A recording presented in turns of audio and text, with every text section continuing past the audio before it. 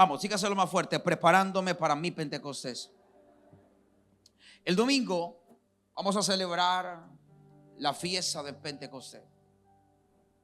Son 50 días después de la Pascua. Y quiero ministrar eso porque en ocasiones no recibimos porque no estamos preparados para recibir. No estamos listos para recibir.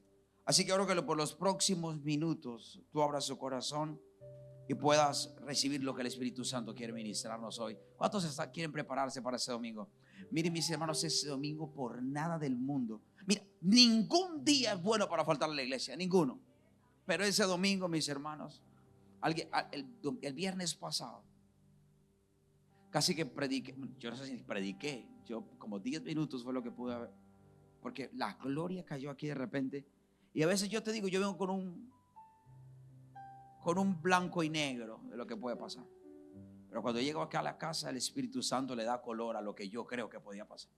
No me la sé toda, nadie tiene el control, Él lo hace como quiere. Así que si yo te dijera qué va a pasar, te digo no sé. Por eso tú tienes que estar preparado y listo y expectante para que pase. Joel capítulo 2 y verso 12. Leemos en el nombre del Padre, del Hijo y bajo la unción gloriosa del Espíritu Santo. Por eso pues, ahora dice Jehová, convertíos a mí con todo vuestro corazón, con ayuno y lloro y lamento. Rasgad vuestro corazón. Si me regalan ese verso en pantalla, por favor. Y no vuestros vestidos. Y convertíos a Jehová vuestro Dios, porque misericordioso es Él y clemente, tardo para la ira y grande en misericordia, y que se duele del castigo. ¿Quién sabe si volverá y se arrepentirá y dejará bendición tras él? Eso es ofrenda y libación para Jehová vuestro Dios. Tocad trompeta en Sión, proclamad ayuno, convocad asamblea, reunid al pueblo, santificad la reunión, juntad los ancianos, congregad a los niños y a los que maman. Salga de su cámara el novio y de su tálamo la novia. Entre la entrada y el altar lloren los sacerdotes, ministros de Jehová, y digan: perdona, oh Jehová, a tu pueblo, y no entregues al oprobio tu heredad, para que las naciones se enseñoreen de ella, porque han de decir entre los pueblos: ¿dónde está su Dios? Y Jehová, solícito por su tierra, perdonará a su pueblo. Responderá Jehová y dirá a su pueblo: he aquí yo os envío pan, mosto y aceite, y seréis saciado de ellos, y nunca más os pondré en oprobio entre las naciones, y haré alejar de vosotros al del norte, y los echaré en tierra seca y desierta. Su faz será el mar oriental, y su fin el mar occidental, y exhalará su hedor, y subirá su pudrición, porque hizo grandes cosas. Porque Jehová hizo grandes cosas. Tierra, no temas, alégrate y gózate, porque Jehová hará grandes cosas. Animales del campo, no temáis, porque los pastos del desierto reverdecerán. Tremenda profecía. Porque los árboles llevarán su fruto, la higuera y la vid darán sus frutos. Y vosotros también, hijos de Sión, alegraos y gozaos en vuestro Dios, porque os ha dado la primera lluvia a su tiempo, y hará descender sobre vosotros lluvia temprana y tardía como al principio. Las eras se llenarán de trigo. Yo no sé si alguien lo está creyendo. Y los lagares rebosarán de vino y aceite. Y os restituiré los años que se comió la oruga, el saltón, el revoltón y la langosta. Llegaste mi gran ejército que envié contra vosotros. Comeréis hasta saciaros, y alabaréis el nombre de Jehová vuestro Dios, el cual hizo maravillas con vosotros. Por segunda vez en el mismo capítulo: y nunca jamás será mi pueblo avergonzado. Dios está hablando en serio. Y conoceréis que en medio del tabernáculo de avivamiento soy yo, y que yo soy Jehová vuestro Dios y no hay otro. Y por tercera vez, y mi pueblo nunca jamás será avergonzado. Dios está hablando firme. Y después de eso, diga conmigo, después de eso, dígalo más fuerte, después de eso, derramaré de mi espíritu sobre toda carne, y profetizarán vuestros hijos y vuestras hijas, vuestros ancianos soñarán sueños, vuestros jóvenes verán visiones, y también sobre los siervos y sobre las siervas derramaré de mi espíritu en aquellos días, y daré prodigios en el cielo y en la tierra, sangre y fuego y columna de humo. El sol se convertirá en tinieblas y la luna en sangre, antes que venga el día grande y espantoso de Jehová. Y todo aquel que invocare el nombre de Jehová será salvo, porque en el monte de Sión y en Jerusalén habrá salvación, como ha dicho Jehová, y entre el remanente el cual él habrá llamado. Amén, amén, amén. Viene tiempo de restitución. Viene tiempo de levantamiento, viene tiempo de reverdecer, pero también viene un tiempo de salvación como nunca antes sobre tu casa. Puede tomar su lugar. Gracias por honrar la palabra y colocarse de pie. 3 fiestas celebraba Israel que tenían que congregarse en lugares específicos. Número 1, la fiesta de la Pascua. Se celebraba sacrificando un cordero. Se conmemoraba la liberación de la esclavitud de Egipto. Y como esa noche ellos ofrecieron un cordero al Señor, y con la sangre de ese cordero pusieron en los dinteles de las puertas de su casa, hablando de protección. Pero 7 semanas después se celebraba la fiesta de los primeros frutos, o la fiesta de las semanas, y luego le pusieron ese nombre en griego llamado Pentecostés. ¿Cómo se llama? Pentecostés. 50 días después de la Pascua. Y la última fiesta en un lugar específico era la fiesta de Sukkot, hablando literalmente del tiempo que pasaron peregrinando en el desierto, donde vivían literalmente en carpas. Y hoy la iglesia entera se prepara para ese domingo experimentar, para mí, una de las fiestas más poderosas para la iglesia hoy, siglo XXI. Hay fiestas proféticas, todas tienen un fin, todas tienen un propósito y un significado, pero para mí esa, te mencioné 3 que tenían que hacerse en un lugar específico, pero de las 3, para mí la más poderosa, porque tiene que ver con la iglesia del siglo XXI, es la fiesta de Pentecostés. Diga conmigo, fiesta de Pentecostés. Y ahí está Joel, el capítulo 2 que leímos. Dice, después de esto. Cuando tú dices después de eso, ¿de qué después de esto está hablando? Mis hermanos, todo el verso primero está hablando de un arrepentimiento. Lloran los sacerdotes, los ministros. Está hablando de un arrepentimiento genuino, para que el pueblo entrara a una dimensión donde pudiese recibir todo lo que el Padre quería. Mis hermanos, literalmente hay cosas que Dios ha preparado para ti.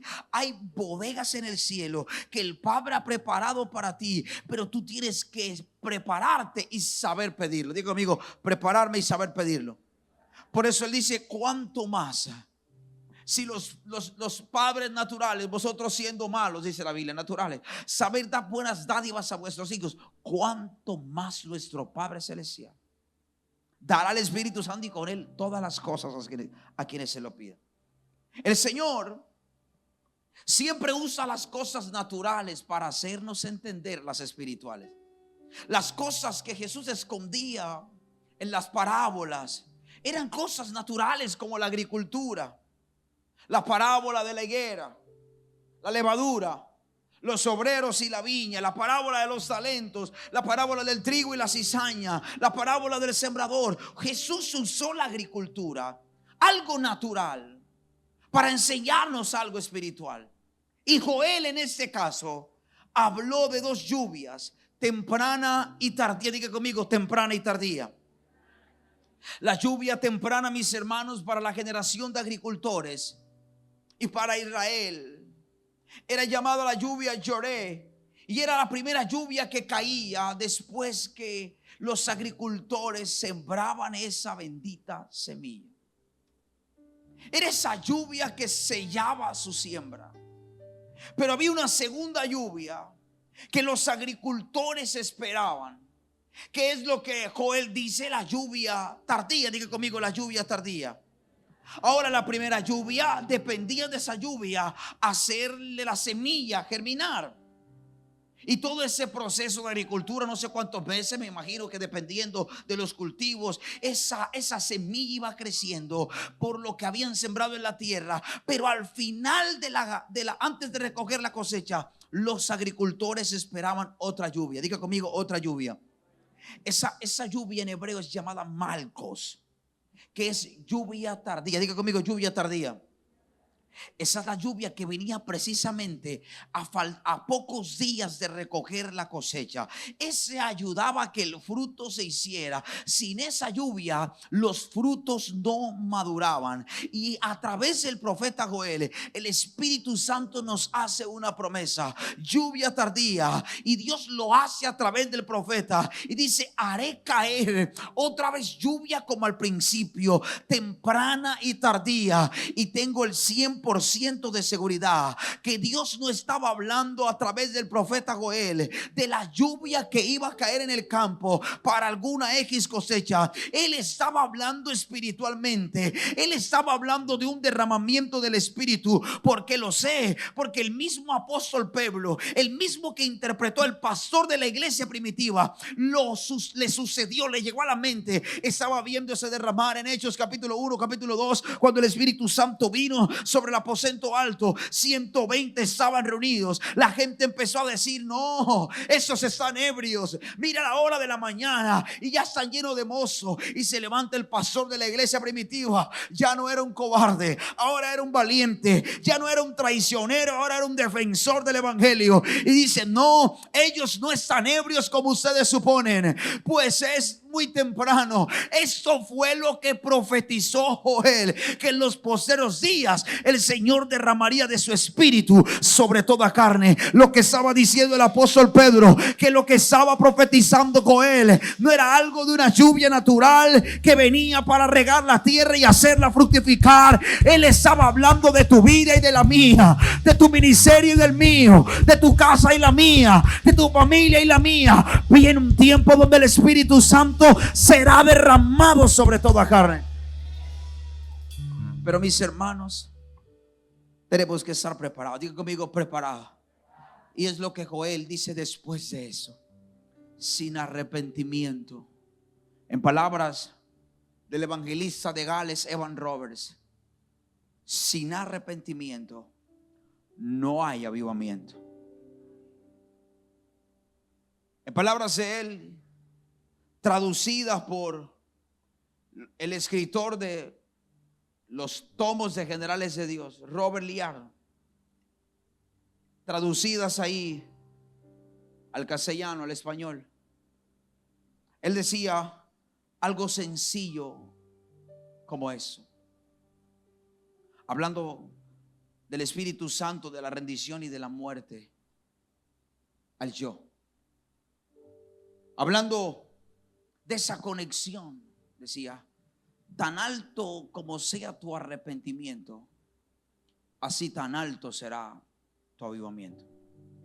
Y Joel lo dice: después de esto, si tú eres entendido, tienes que leer qué es esto que está diciendo. Después que los predicadores, después que los ministros lloren, se arrepientan, después que los niños, aún de los que maman, vengan y adoren. Después de esto, Joel estaba diciendo después de un arrepentimiento genuino, después de una conversión, mis hermanos, porque no podemos tomar al Espíritu Santo como una aventura de un fin de semana, como un evento lindo de un domingo de Pentecostés, como un evento de una iglesia, como un nombre. No, mis hermanos, tiene que ser algo real. Así que esa lluvia representa el derramamiento del Espíritu Santo. Entonces yo entiendo que hay unas lluvias que vinieron al comienzo que se llamaban lluvia temprana.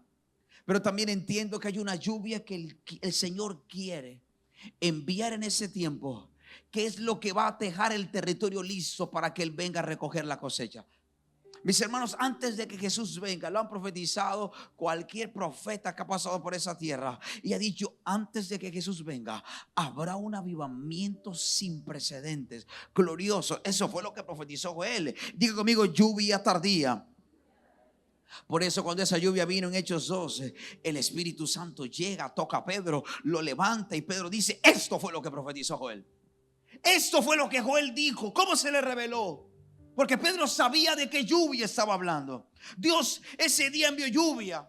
Y con esa lluvia regó la semilla que Jesús había sembrado por 3 años en el corazón de esos 12, en el corazón de la multitud. Y ahora esa semilla sembrada en un muchacho llamado Pedro, pescador de profesión, cada noche en la casa de Pedro, cada mañana al despertar, en la vida devocional, cada semilla que Jesús sembró ahora estaba dando fruto por aquella primera lluvia. Y ahora por eso Pedro se levanta y empieza a predicar y 3,000 personas se convierten. Mis hermanos, pero Pedro no tuvo la dicha que tú y yo tenemos. Pedro no pudo ver la segunda lluvia. Pedro no pudo ver la lluvia tardía, porque esa bendita lluvia caerá antes de que Jesús venga a buscar su iglesia. Y tú y yo dije, tú y yo vamos a ver esa lluvia caer sobre nuestra generación.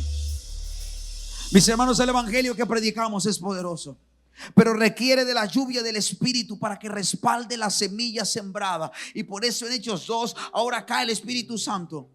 Y la predicación de Pedro fue tan sorprendente que miles se convirtieron. Si usted lee el libro de los Hechos, en el capítulo 4 se dio una lluvia que Dios envió. Pero cuando cayó la otra lluvia, eran milagros extraordinarios. La sombra de los apóstoles sanaba enfermos. La iglesia empezó a crecer. Y lo que empezó 50 días después de la Pascua con 120, al par de semanas eran 8,120. Hubo multiplicación. Dios estaba con ellos. Pero por allá en Hechos capítulo 10 y verso 44 dice: mientras aún hablaba Pedro estas palabras, el Espíritu Santo cayó sobre todos los que oyen el discurso. Y los fieles de la circuncisión que habían venido con Pedro se quedaron atónitos de que también sobre los gentiles fuese derramado el don del Espíritu Santo. Ellos no podían creer. Ellos pensaron que era para los judíos, pero vieron al Espíritu Santo derramarse sobre los gentiles y dijeron: ¿cómo es posible eso? Diga conmigo: una lluvia. Así que Pedro predica a los gentiles, y los gentiles, gente como nosotros que no somos judíos, pero que Pedro les predica. Y el primero que les predica se llamaba Cornelio, si recuerda, y toda su familia estaba esperando hasta que llegó esa gloria para respaldar esa semilla que se había sembrado. Siempre la unción viene para respaldar la semilla del bendito evangelio. La unción no viene para hacer grande un hombre. La unción no viene para hacer famoso un hombre. La unción no viene para hacer famoso un concilio, un ministerio. Siempre que la unción viene a regar la bendita semilla del evangelio sembrada en el corazón de los hombres, para que esa semilla produzca fruto. Y por allá en Hechos 19, el apóstol predicando en Éfeso, hasta que Éfeso se convierte en la capital mundial del mover de Dios. Y ahí empezó. Hasta que 400 años de silencio, por años y años y años, hasta que por fin se escuchó algo. Juan el apóstol, Juan el bautista, y de repente se empezaron a escuchar ruidos de algo que Dios estaba haciendo. De repente se empezaron a escuchar la fama de Jesús, se empieza a esparcir. Y la gente empezó a ver a Jesús, los milagros, pero de repente lo crucifican y parece que pusieron fin a eso. Pero ahora 12 hombres llenos del Espíritu empiezan a llegar y a trastocar la generación, hasta que llega a Roma un hombre asesino, perseguidor de la iglesia, que había tenido un encuentro con Jesús. Él estaba persiguiendo a alguien que ni siquiera conocía. Cuando iba camino a Damasco le dice: ¿tú quién eres? Y Jesús se le presenta: yo soy al que tú estás persiguiendo. Así que ese hombre se convierte y deja de ser el asesino en serie de creyentes para convertirse en el apóstol de Jesucristo, autor de casi todo el Nuevo Testamento. Y ahora llega ese bendito apóstol Pablo y empieza a decir: tengo una misión, hay una lluvia que vino sobre mí, y tuvo que ir a Roma. No fue en tiquete de primera clase, no fue en un vuelo de primera clase, no fue en un barco de primera clase, fue como prisionero. Y dijo: tengo que llegar a Roma. No importa si es con prisión, no importa si es con grillos y con cadenas, pero tengo que predicar a Roma. Dios me habló, Dios me lo dijo. Y ahí en esa embarcación de madera se encuentra con una tormenta llamada Euroclidón y rompe la embarcación, y aferrado a un pedazo de madera, ese Pablo llega a una isla llamada Malta, y ahí con frío, ahí llega, y cuando ve a los nativos que estaban ahí con el fuego porque estaba lloviendo, había tormenta en tierra y había tormenta en mar, llega ese salvado de las aguas milagrosamente de la tormenta, agarrado un pedazo de madera. Ahora dice: voy a traer madera porque me voy a calentar. Y cuando está calentándose, y cuando está metiendo un poquito de madera a la fogata, una víbora, una serpiente venenosa se le prende en la mano. Todo el mundo empieza a ver eso y dice: wow, ese hombre tiene que ser un maleante. Se salvó de la tormenta, pero llega a tierra empapado, y la serpiente más venenosa de la isla lo muerde. Les quedan 20 minutos. A los 10 minutos va a empezar a perder la respiración. A los 15 se pone morado. A los 18 minutos va a voltear los ojos. Y de repente pasaron 20 minutos. De repente pasaron 40 minutos. Y estaba el apóstol como si nada estuviese pasando. Y de repente, cuando vieron que pasaron una hora, decían entre ellos los nativos que sabían qué clase de serpiente le había mordido: este tipo es un dios, no le pasó nada. ¿Cuánta gente hemos visto morir en esta isla por una mordedura de esta serpiente? Pero ahora a este hombre no le pasó nada. Y empezaron a mirarlo con diferencia, es decir: este hombre tiene que tener algún pacto con el Dios supremo. ¿Cómo que no le pasa nada? Y ahora en la misma mano donde la serpiente lo muerde, fue a orar por el padre del principal de la isla llamado Publio, y Dios lo sana, lo levanta y empieza un avivamiento. Y tú dices: ¿qué fue lo que pasó? ¿Cómo es que un hombre que iba preso rumbo a un lugar, porque Dios le había dicho: no importa cómo llegues, pero vas a llegar? Y llega y se desata un avivamiento. Pero mis hermanos, eso que pasó ahí en Éfeso, que se convirtió en la capital mundial del cristianismo, ahí estaba la nube de la gloria situada ahí. Esa generación tuvo la oportunidad de ver, experimentar. Y la promesa de Dios para nosotros esta noche es: les daré lluvias como al principio. Por eso Joel dice: alegraos y gozaos, salten de alegría, porque el Espíritu de Dios va a ser derramado como nunca antes en nuestra generación, porque lo estamos viendo. Miren, usted tiene que empezar a acostumbrarse a escuchar la palabra profética. Déjame decirte algo. A veces usted espera que venga el profeta de renombre a la iglesia y le dé una dirección profética. Va a tener que sentarse. Esa tarde a veces me senté con mis hijos, que esta tarde, 2 de la tarde, a hablar de un tema. Y cuando dije: lo siento, hijos, con mi esposa, porque necesitamos hablar un tema con ustedes, Nicole interrumpió mi conversación y digo: ya sé de qué vas a hablar. Vas a hablar de esto, de eso y de eso. Y miré a la mamá y dije: así no se puede, con trampa no. Mis hermanos, a veces estamos esperando el profeta de renombre, reconocido, que venga a darte una palabra. Prepárense los que tienen hijos, porque van a ver a sus hijitos profetizarles en casa y declarar la palabra y decir: así te dice el Señor. Eso es lo que dice Joel. El Espíritu de Dios va a ser derramado sobre nuestra generación. ¿Por qué lo sé? Porque lo estamos viviendo. La tierra es caliza, y mi Biblia dice que la manifestación de los hijos de Dios es hoy y ahora. La tierra está gimiendo por una manifestación gloriosa, y no puede haber una manifestación gloriosa sin un derramamiento glorioso. Mis hermanos, estoy preparando tu espíritu, estoy preparando tu cuerpo, estoy preparando tu alma para lo que va a pasar el domingo, fiesta de Pentecostés. El Espíritu Santo tiene que ser derramado sobre esa generación. Mis hermanos, en el Antiguo Testamento David llevó el arca de la presencia de Dios. a su tierra, donde tenía que estar. Hoy el arca no está. Hoy tú eres ese arca donde vive esa gloria. Hoy tú eres esa arca donde Dios vive. Por eso el Salmo capítulo 27 verso 5 dice: porque Él me esconderá en su tabernáculo en el día del mal, me ocultará en lo reservado de su morada, y sobre una roca me pondrá en alto. Una cosa he demandado a Jehová, dijo el salmista, y esa buscaré, que sé yo en la casa de Jehová todos los días de mi vida, para contemplar su hermosura y para inquirir en su templo. Eso lo dijo David, el rey de Israel. Una cosa he demandado. Mis hermanos, a veces nos preocupamos por cosas que son pero tan básicas. Hace unos días le dije a mi esposa: yo sé a qué Dios llamó a mis hijos, así que no estoy tan preocupado por los números, le dije. No estoy tan preocupado por la matemática, le dije. No estoy tan preocupado que aprenda que la M con la A se dice ma.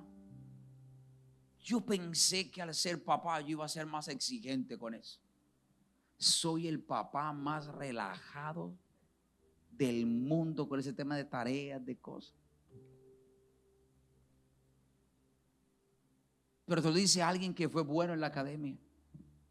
No te lo dice porque es fácil decirle un mediocre, que fue un mal estudiante, vago, bueno para nada. No, fui el mejor de mi promoción y me gradué como con 1000 personas y ocupé el primer lugar. Y pregúntame si yo me andaba apuñaleando como que, ay, yo nunca cogí un cuaderno. Y voy al instituto bíblico y pum, primer lugar. Y hago un doctorado, pum, primer lugar. Y yo no me la paso estudiando. Así que yo dije, seguramente ahora que tenga mis hijos, cuidadito pierde una materia. Cuidadito saca menos de un. Los hijos tápense los ojos y las orejas porque no. Un día mi hija me hizo una pregunta que me dejó sin aliento.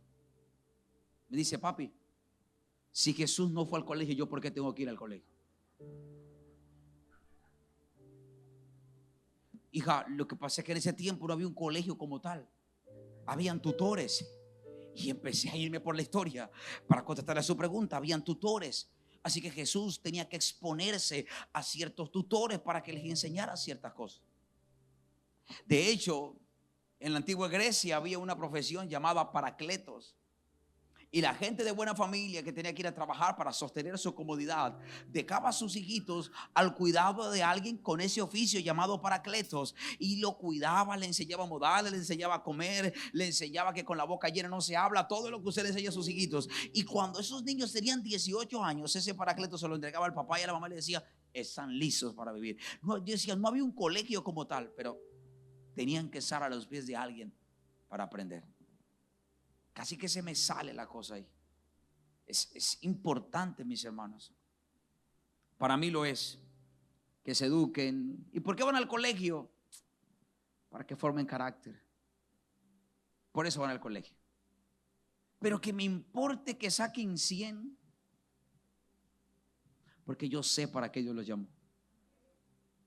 Si yo te digo, fui a la agua y tú todavía tienes el periódico ese amarillo, agua.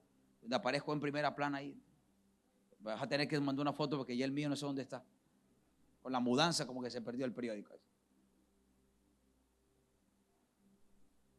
La agua debe tener, la agua guarda todo. Una cosa increíble. Yo tenía, el día que me bautizaron a mí por la iglesia tradicional, tenía yo unos meses. La agua tenía unos vasos que le habían regalado y dijo: estos vasos los voy a guardar para cuando él se case. Y me los dio cuando me casé. Increíble, la agua guarda todo. Familia preciosa, la promesa del Espíritu Santo es real, pero no va a venir. En palabras de Catherine Kuhlman decía: el Espíritu Santo está disponible sobre todos, pero no está sobre todos. Está disponible para todos, pero no está sobre todos. Tú tienes que desearlo. Tienes que procurar limpiar el alma. ¿Qué cosas están ahí ensuciando el alma? Por eso te digo, preparándome para mi Pentecostés, porque no es que sea el Pentecostés, es que sea tu Pentecostés. No es que sea el bautismo. A mí no me importa cuánta gente se bautizó conmigo. Yo quería que mi bautismo fuera especial, porque es una vez para siempre. A mí no me importaba si iba fulano o fulana. Yo quería, era mi bautizo. Así que yo fui, además te tengo que decir, cuando me bauticé, teníamos que esperar en la iglesia, que hacían una vez al año, era un bautismo. Hacían un paseo a Playa Blanca de una integración de familia, un festivo, y ese día se aprovechaba y hacían bautizos. Así que todo el mundo estaba pendiente. Claro, los viejitos ya bautizados era el paseo, el pescado, la playa, la arena, el sol, pero yo era el bautismo. Yo estaba con mi camisa blanca, todo vestido de blanco. Yo quería, para mí fue especial. Así que no importa si tú dices el mundo entero celebra Pentecostés, es tu Pentecostés, es el encuentro tuyo con el Espíritu Santo. Por eso si hay algo que tengas que sacar, tienes que sacarlo. Si hay alguien que tienes que escribir y sanar, dejar algo ahí, haz lo que tengas que hacer, pero que nada estorbe que el Espíritu Santo venga sobre ti con poder. Porque si hay algo que impide que la unción fluya, es que tú tengas algo en el corazón. Por eso, mis hermanos, en el altar te toca sí o sí soltar. Lo que te ofende, soltar. Lo que te dolió, soltar.